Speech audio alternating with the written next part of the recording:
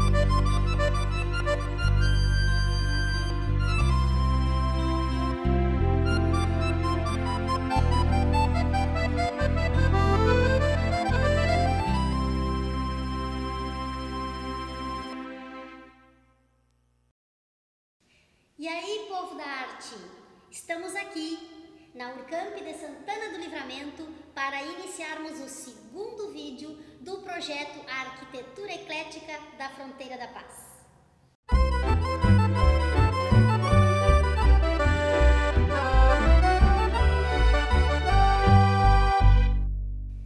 Neste segundo vídeo, vamos apresentar de forma sucinta os elementos e fatos históricos que deram formação a esse território onde hoje temos a Fronteira da Paz, formada por Santana do Livramento e Rivera.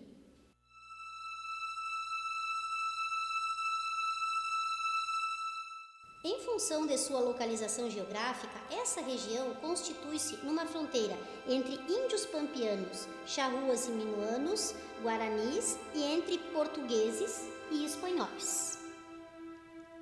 Seus primeiros habitantes foram os índios charruas e minuanos. Os primeiros dominaram algum tempo vasta região do Rio Grande do Sul. Os minuanos vieram para estas terras no século XVIII. Os primeiros europeus foram jesuítas espanhóis. Talvez pelas condições geográficas e pela pouca incidência de ouro e prata, os portugueses não procuraram essa região e, de acordo com o Tratado de Tordesilhas, ela pertencia à Espanha.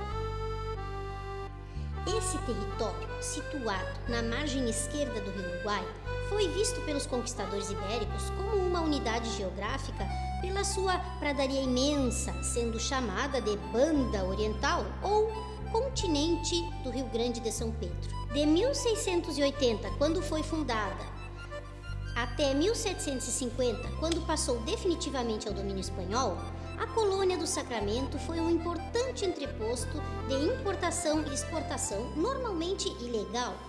Competia com o Porto de Buenos Aires e era um incentivo ao contrabando. Em 1750, a Espanha trocou a colônia pelos 7 povos das Missões, aceitando a presença portuguesa até o Rio Uruguai. Este tratado, chamado Tratado de Madrid, era vantajoso a Portugal pelo grande desenvolvimento das missões e pelo reconhecimento do seu direito ao continente, ao menos em parte. O território que hoje pertence a Santana do Livramento foi então estância missioneira, numa produção comunitária onde os donos eram os índios do povoado. As condições de nossa formação, processada em períodos de guerra, as estáveis fronteiras da província, também marcada pelos diversos tratados de limites, não permitiam a fixação definitiva dos pioneiros e dos desbravadores. Daí a dificuldade de precisar com justeza a data em que foi iniciado o povoamento de uma grande parte do Rio Grande do Sul. E Santana do Livramento é um desses exemplos. Os portugueses ocuparam o seu território através da doação de terras. Esta doação era feita pela autoridade militar e correspondia à chamada sesmaria. Em 1801, Com a decadência dos 7 povos, que estavam sendo administrados de maneira corrupta e omissa, e ao desertor José Borges do Campo, foi possível a conquista de parte do território a que nos referimos pelos portugueses. Essa conquista não teve efeito legal, mas a fronteira moveu-se novamente até o rio Ibiqui e foi confirmada pelo Acordo Provisório de 1804, entre os delegados do vice-rei do Prata e do governador Brigadeiro Rócio.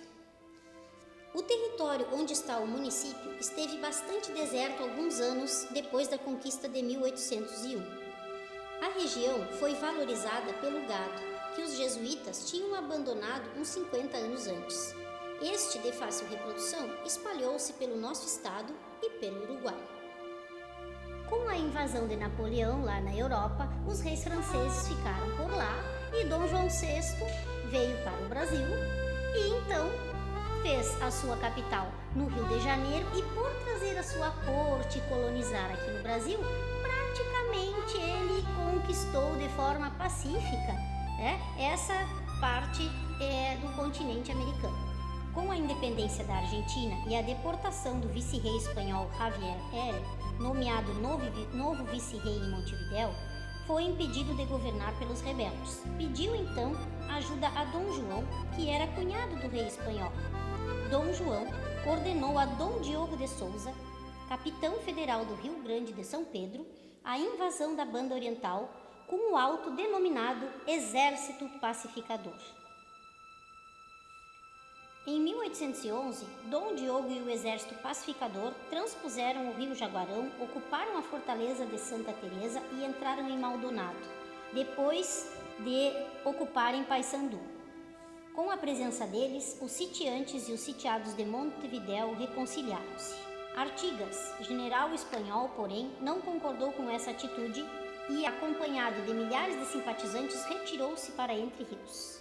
Em julho de 1812, depois de reconhecida pelos governos de Buenos Aires e Montevidéu a tentativa de justiça dessa intervenção, feita em benefício da pacificação da Banda Oriental, o exército de Dom Diogo regressou ao Brasil. Este, às margens do rio Ibirapuitã, no acampamento chamado de São Diogo, fixou a fronteira no rio Paraíba.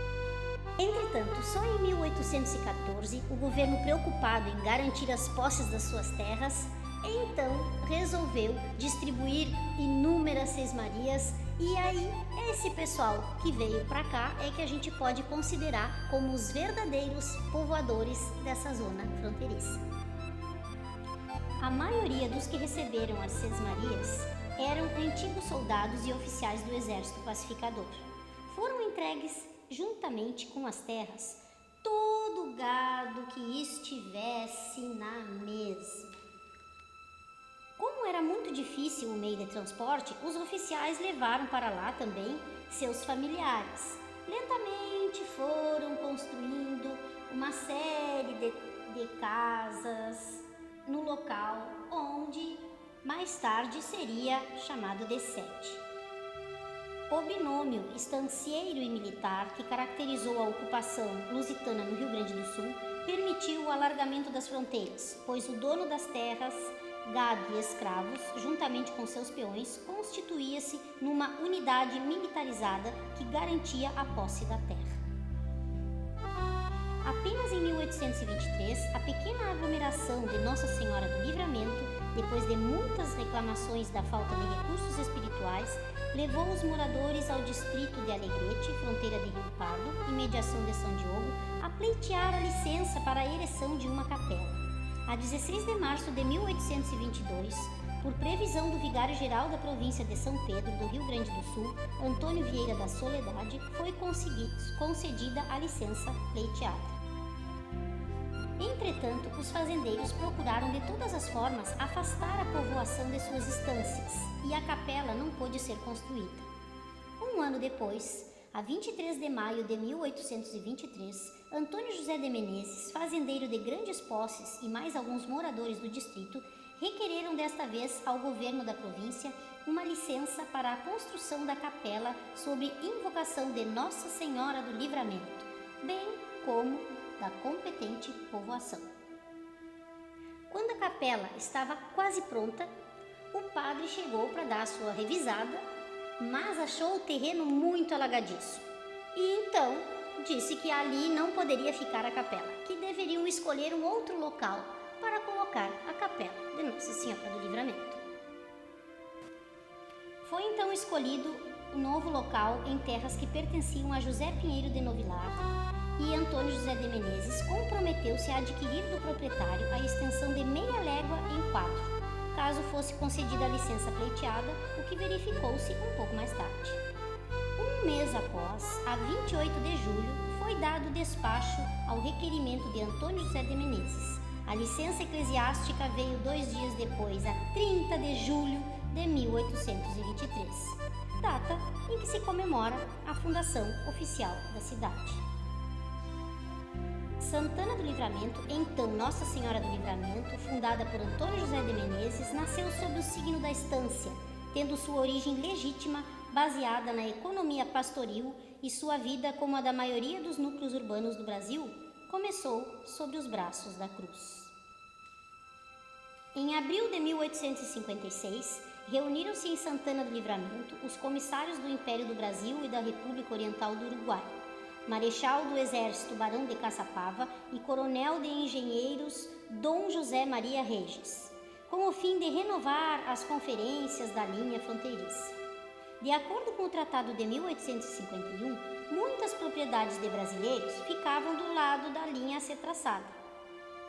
Foi proposta então, pelo representante brasileiro, uma permuta ou aquisição de terreno onde estavam essas propriedades, por outro mais adiante, conhecido pelo nome de Rincão de Artigas, onde havia muitos uruguaios estabelecidos. Era uma troca lógica. Evitava-se que uruguaios ficassem dentro do território brasileiro e que brasileiros tivessem suas propriedades em território uruguaio. Um dos motivos da gente ter essa linha fronteiriça, essa zona fronteiriça, como franjas que vão e vêm, né? Porque tinha um pouco de povo aqui, um pouco de povo lá. Para que trocar todo mundo de lugar, né? Se é só mudar a linha. Aos 4 de setembro ao 31 de outubro do ano seguinte, foram celebrados acordos entre Brasil e Uruguai para regular a linha divisória, chamado de Tratado de Permuta, demarcado no ponto em que corta as dependências de Santana e Rivera.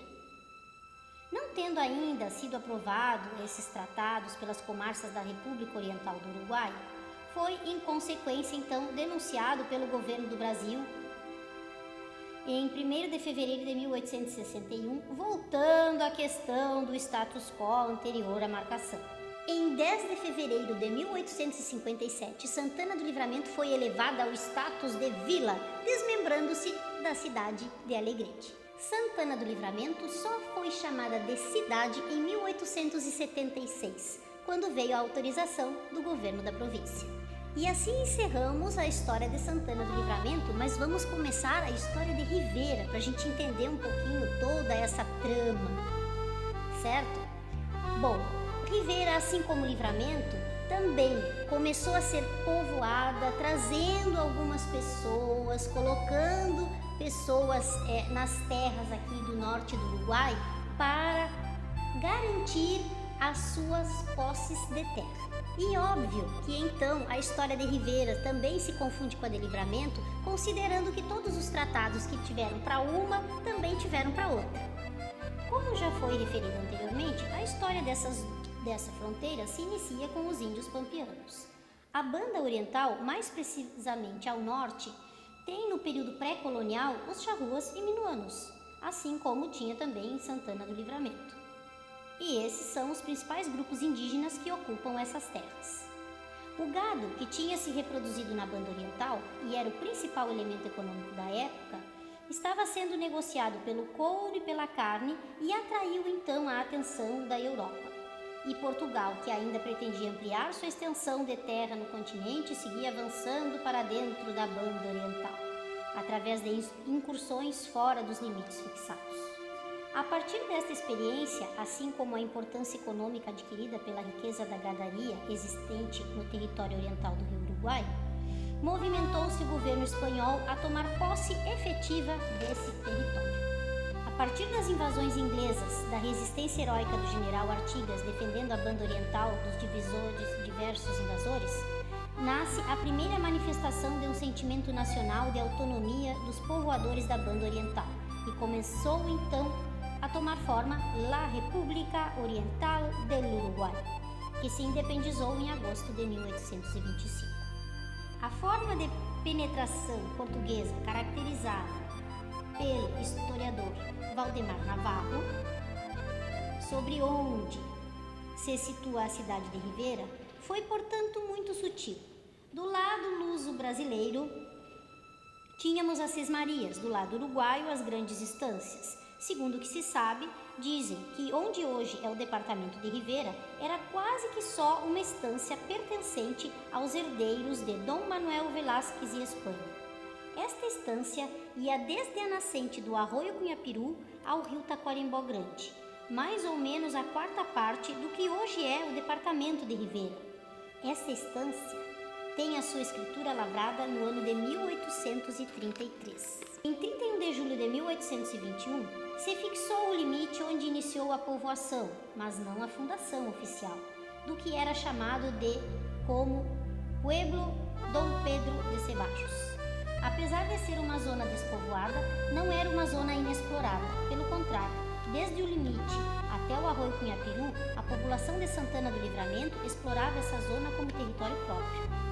Até a fundação oficial de Pueblo Cebajos, ninguém vivia nesse espaço de forma estável, porque estava em estudo o Tratado de Permuta, decidindo o que passaria a ser território brasileiro e o que seria Uruguai.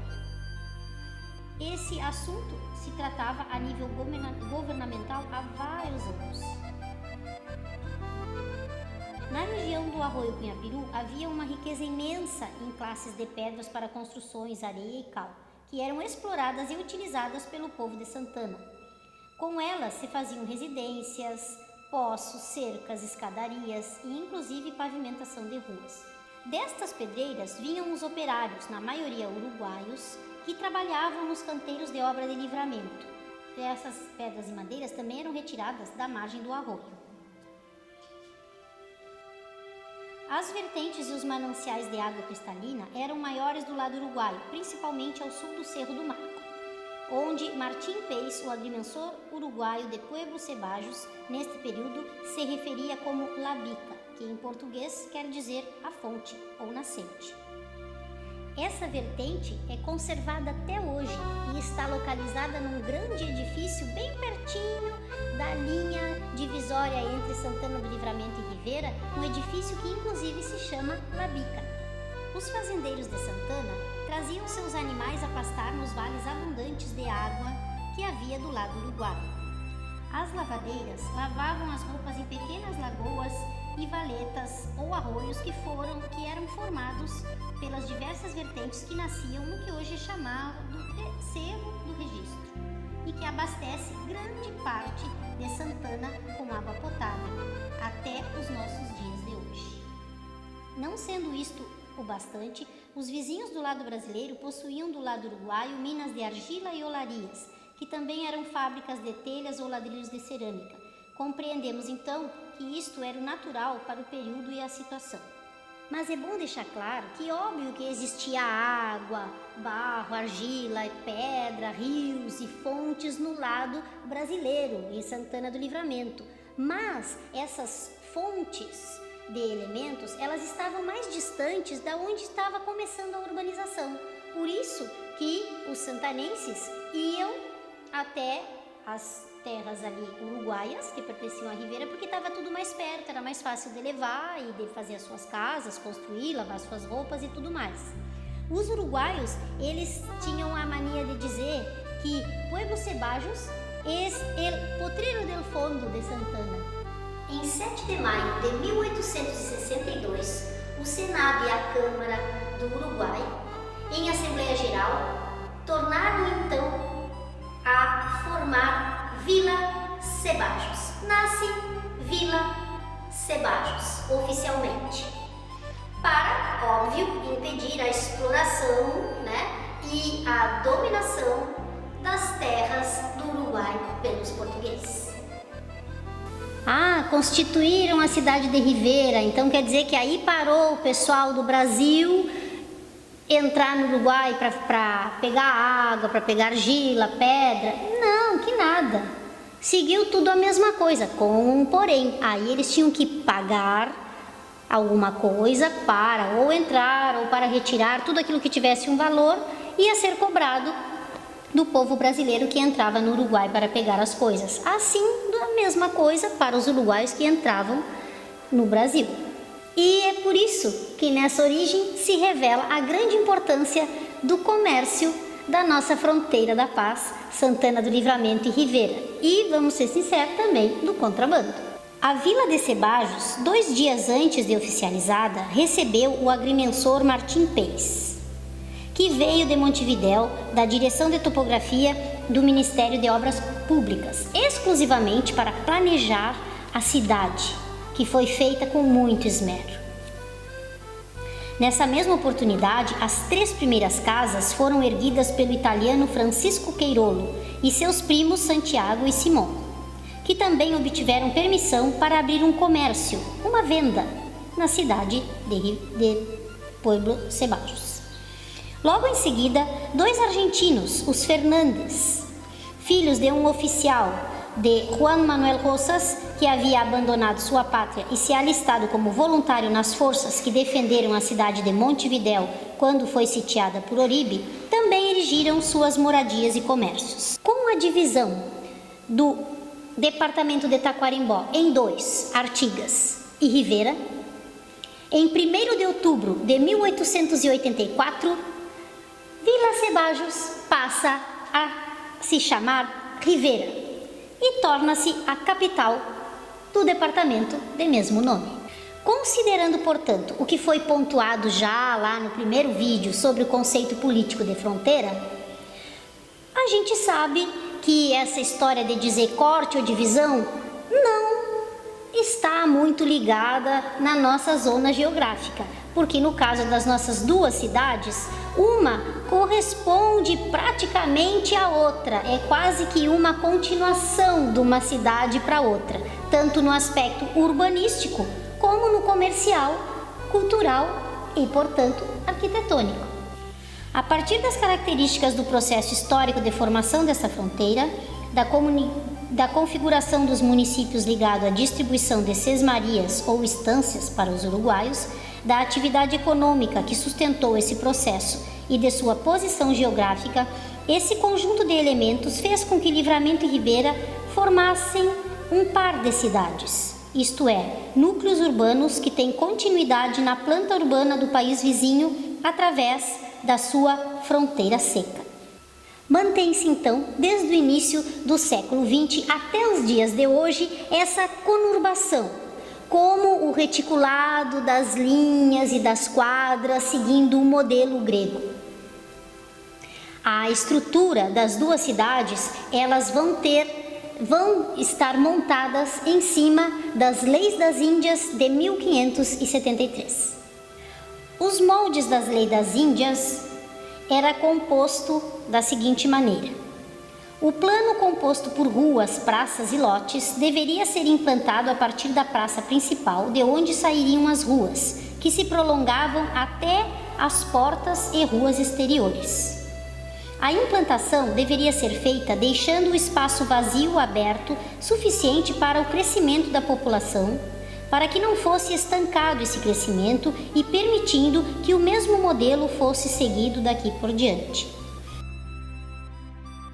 A praça principal, denominada de Praça Maior, deveria estar sempre localizada no centro da cidade. A partir dos 4 pontos médios dos lados, que compõem o perímetro da praça, deveriam sair 4 ruas principais, e os 4 ângulos da figura geométrica deveriam originar 2 ruas cada.